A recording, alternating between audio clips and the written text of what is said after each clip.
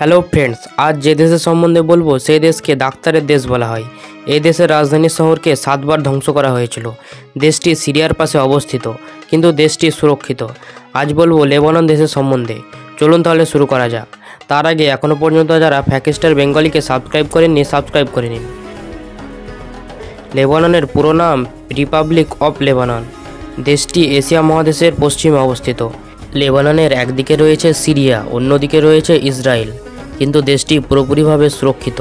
লেবাননের মোট জনসংখ্যা 53,53,000। জনসংখ্যার 96% মানুষ শহরে বাস করে, মাত্র 4% মানুষ গ্রামে বাস করে। মোট জনসংখ্যার 63% মানুষ মুসলিম ধর্মের এবং 32% মানুষ খ্রিস্টান ধর্মের। আগে দেশটি মুসলিম ধর্মের মানুষ ছিল না বললেই চলে, কিন্তু আস্তে আস্তে মুসলিম ধর্ম গ্রহণ করে এবং বর্তমানে 63% মানুষ মুসলিম ধর্মের। আরব দেশের মধ্যে লেবানন প্রথম দেশ যেখানে টিভি দেখার অনুমতি দেওয়া হয়েছিল।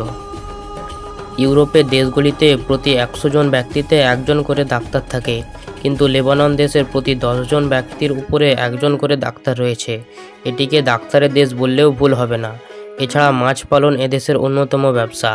এছাড়া এগ্রিকালচার, টেক্সটাইল, ব্যাংকিং, কেমিক্যাল প্রভৃতি থেকে আয় করে। লেবানন দেশে সোনার ভাণ্ডার রয়েছে।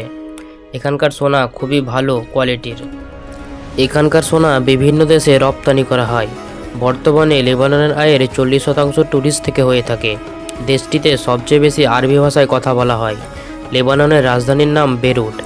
লেবাননের খাবারের সাথে ভারতের অনেক মিল রয়েছে। এখানে সবচেয়ে বেশি গোট মিট খাওয়া হয়। এখানকার 10 জনের মধ্যে 8 জন ব্লেজার পরে থাকে। লেবাননের না খুব বেশি গরম না খুব বেশি ঠান্ডা। লেবাননের নাইট লাইফ দেখার মতো। লেবাননে শিক্ষার উপর জোর দেওয়া হয়, তাই তো এখানকার শিক্ষিতের হার 95%। লেবানন আরব দেশ সত্ত্বেও এখানে একটিও মরুভূমি নেই। লেবাননের মুদ্রার নাম লেবানন পাউন্ড। এই ছিল লেবানন দেশের সম্বন্ধে কিছু তথ্য। নতুন নতুন দেশের সম্বন্ধে জানতে আমাদের চ্যানেল ফ্যাক্টস্টার বেঙ্গলিকে সাবস্ক্রাইব করে রাখুন।